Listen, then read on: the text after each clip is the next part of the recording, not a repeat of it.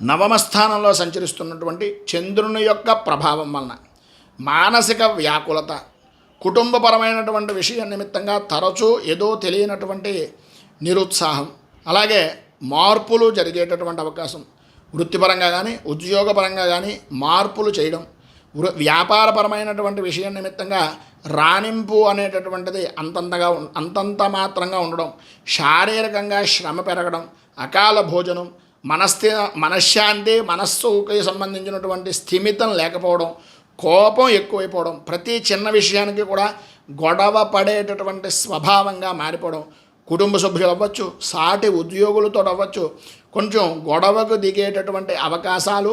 సంఘంలో కూడా వ్యతిరేకత ఎక్కువయ్యేటటువంటి సమస్యాత్మకమైనటువంటి పరిస్థితులు కనిపించే అవకాశాలు చాలా అధికంగా కనిపిస్తున్నాయి. కొంచెం జాగ్రత్తగా ఉండడం,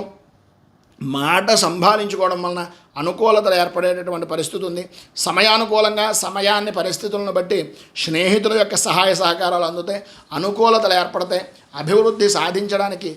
పైన ఉదాహరించినటువంటి ఇబ్బందులను అధిగమించడానికి కనకధార స్తోత్రాన్ని పారాయణ చేయడం, అలాగే లక్ష్మీ సంబంధమైనటువంటి దేవాలయాన్ని దర్శించుకోవడం వలన విశేషమైనటువంటి శుభ ఫలితాలను మీరు పొందుతారు అని తెలియజేస్తూ